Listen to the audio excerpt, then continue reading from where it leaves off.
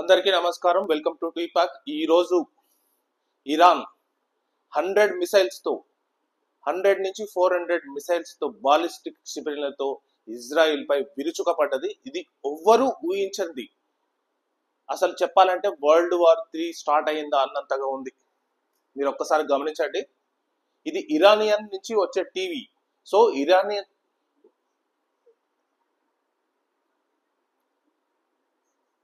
100, 200, 300, 400 అసలు missiles full attack చేస్తుంది. ఏ నగరంలో అంటే టెలి అవీవ్ నగరం మీద అటాక్ చేస్తున్నది. భారత్ ఇజ్రాయెల్లో ఎవరైతే భారతీయులు ఉన్నారో వాళ్ళకు మొత్తం క్లియర్ కట్ గా ఇన్స్ట్రక్షన్స్ ఇచ్చింది. మీరు సేఫ్టీ ప్లేస్ లో ఉండండి, బయటికి మాత్రం వెళ్ళకండి. మీరు కంపల్సరీ టెలి అవీవ్ నగరం నుంచి కొంచెం దూరంగా వెళ్ళండి, ఆ నగరం నుంచి కొంచెం దూరం అండి అని భారత్ మాత్రం ఇజ్రాయెల్ ఉన్న ఎవరైతే ఇండియన్స్ పీపుల్స్ ఉందో వాళ్ళందరికీ ఇన్స్ట్రక్షన్స్ కూడా ఇచ్చింది. ఎందుకంటే ఇరాన్ టెలి అవీవ్ నగరం మీద ఎందుకు కాన్సన్ట్రేట్ చేసిందంటే మొసాద్.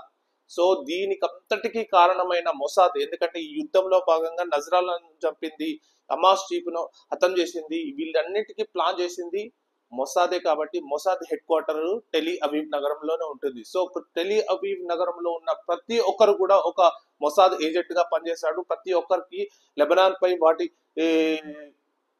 వేరే నగరాలపై చాలా పట్టు ఉంది. సో అందుకనే ఇరాన్ ఫస్ట్ మొట్టమొదటిగా టార్గెట్ చేసింది టెలి అవీవ్ నగరాన్ని. సో ఈ నగరంపై ఇప్పుడు ప్రెసెంట్ గా 400 బాలిస్టిక్ క్షిపణులతో దాడి చేస్తున్నది అనమాట. అత్యంత భయంకరమైన దాడి. సో షాక్ లో ఉంది ఇజ్రాయెల్ కూడా. ఇజ్రాయెల్ డిఫెన్స్ ఫోర్స్ ప్రతినిధి కూడా చెప్పాడు, మేము దీనికి ప్రతీకారం తీర్చుకుంటామని చెప్పి. సో ఆల్రెడీ అమెరికా కూడా రియాక్షన్ ఇచ్చింది, మేము ఇజ్రాయెల్ కు ఫుల్ సపోర్ట్ గా ఇస్తామని చెప్పి. నెక్స్ట్ రష్యా కూడా రియాక్షన్ కాబోతుంది. సో రష్యా ఇరాన్ కు మద్దతుగా పూర్తిగా ప్రకటించబోతుంది. ఇది జరిగితే మాత్రం వరల్డ్ వార్ 3 స్టార్ట్ అయినట్టే. సో ఇప్పుడు ప్రెసెంట్ గా so attack on Israel is not yet no. దీనికంటే ఈ అటాక్ కంటే ముందే ఒక ఇరానియన్ ఏజెంట్స్ టెలి అవీవ్ నగరంలోకి వెళ్లి అక్కడ ఇజ్రాయెల్ పీపుల్ను విచక్షణ రహితంగా కాలుస్తున్నారు. సో అందులో భాగంగా 6 మంది ఇజ్రాయెల్ పీపుల్ చనిపోయారు. ఇది నిజంగా చెప్పాలంటే ఇజ్రాయెల్ ప్రెసెంట్ గా షాక్ ఉంది. ఎందుకంటే Lebanon Hezbollah, Yemen Haiti rebels, Iran Hamas నలుగురు కలిసి ఏకదాటిగా ఇజ్రాయెల్ పై ముప్పేట దాడి చేయాలని ప్లాన్ చేస్తున్నారు. సో దీనికి పెద్ద దిక్కైన ఇరాన్ ఫస్ట్ అటాక్ మాత్రం ఇప్పుడు ప్రెసెంట్ గా చేసింది. దీని పరిణామం ఇజ్రాయెల్ ప్రతీకారం తీర్చుకుంటాం, మేము ఒట్టిగా వదిలిపెట్టమని చెప్పి ఇజ్రాయెల్ కూడా కసితో ఉన్నది. సో దీని ప్రతీకారం ఇజ్రాయెల్ ఎలా తీర్చుకుంటుందో మనం చూడాలి అన్నమాట. సో ఇప్పుడు మాత్రం ప్రెసెంట్ గా ఈ నైట్ మొత్తం ఇరాన్ మాత్రం విపరీతంగా బాలిస్టిక్ క్షిపణులతో మొత్తం దూసుకెళ్తుంది టెలి అవీవ్ నగరం పైన. సో ఇజ్రాయెల్ లో ఉన్న ఇండియన్స్ మాత్రం చాలా కేర్ఫుల్ గా ఉండాలి.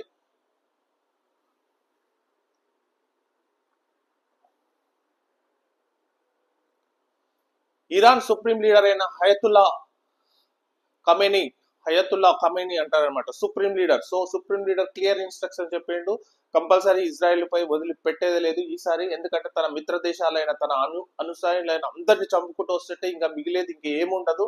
సో ఇప్పుడు మనం భయపడుతూ కూర్చుంటే కుదరదని చెప్పి ధైర్యం చేసి వీళ్ళందరినీ కూడా కట్టుకుని Hezbollah and Haiti rebels and Hamas ను కూడా కట్టుకొని ఇజ్రాయెల్ పై అటాక్ చేస్తున్నారు. సో ఇది ఎంతవరకు సక్సెస్ అవుతుందో మనం చూడాలన్నమాట. సో ఇది మాత్రం టెలి అవీవ్ నగరంలో చాలా మంది ప్రజలు మాత్రం షాక్ కు గురవుతున్నారు. సో ఇది ఊహించని పరిణామం.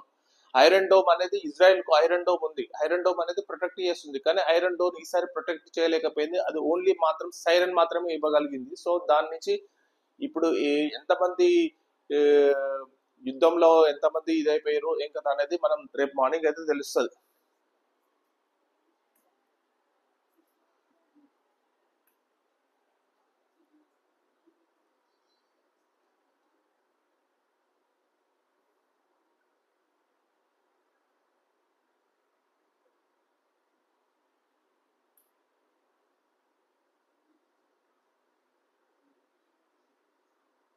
సో ఇతనే Britain prime minister Keir Starmer మొన్ననే ఎన్నికయ్యాడు, లేబర్ పార్టీ నుంచి ఎన్నికైపోయాడు. సో ఇతను కూడా ఇజ్రాయెల్ కు మద్దతుగానే పలుకుతున్నారు. దాదాపు G7 దేశాలు మొత్తం ఇజ్రాయెల్ కు మద్దతుగానే ఉంటాయి. G7 దేశాలు ఏమేమంటే America, Britain, Canada, France, Germany, Italy, ఈ దేశాలు, ఈ G7 కంట్రీస్ మొత్తం ఇజ్రాయెల్ కు సపోర్ట్ గా ఉంటాయి అన్నమాట.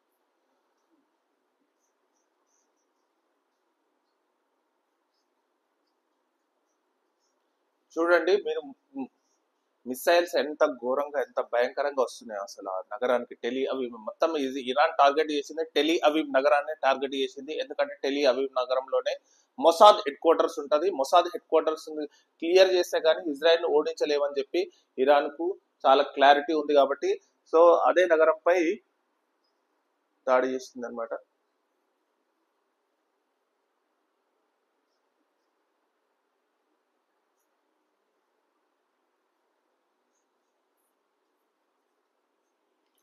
సో ఇది ఈ ప్రజెంట్ గా ఇది దీని పరిణామాలు ఎలా ఉంటాయో ఏం కథనో అసలు రేపటికి ఈ, తెలియవచ్చు. మరి ఏ కంట్రీస్ ఎట్లెట్లా రియాక్షన్ అవుతాయి, ఎందుకంటే ఇప్పుడు ఇమీడియట్ గా అమెరికా రియాక్షన్ అయింది, బ్రిటన్ రియాక్షన్ అయింది. So G7 countries always support to Israel మాత్రమే. సో ఇరాన్ కు సపోర్ట్ ఇచ్చే దేశాలు ఏంటి, ఇరాన్ కు మద్దతు ఇచ్చే కంట్రీస్ ఏందనేది రేపు మాత్రం తెలుస్తుంది. నాకు తెలిసి మోస్ట్ ప్రాబబ్లీ రష్యా అయితే నెంబర్ 1 ప్లేస్ లో ఉంటది. సో రష్యా నెంబర్ 1 ప్లేస్ లో ఇరాన్ కు సపోర్ట్ చేస్తే, చైనా కూడా ఇరాన్ కి సపోర్ట్ చేసే అవకాశం ఉంటది. చైనా ఇరాన్ సపోర్ట్ చేస్తే టర్కీ సపోర్ట్ చేసి ఉంటది. టర్కీ ఆ, ఇంకా కొన్ని కొన్ని కంట్రీస్ మాత్రం కంపల్సరీ ఇరాన్ కు మాత్రం సపోర్ట్ చేస్తాయి. సో అది ఎంతవరకు పరిణామాలు, ఈ గ్లోబల్ పరిణామాలు ఎలా ఉంటాయి అనేది రేపు మార్నింగ్ మాత్రం చూడాలి. Thank you very much.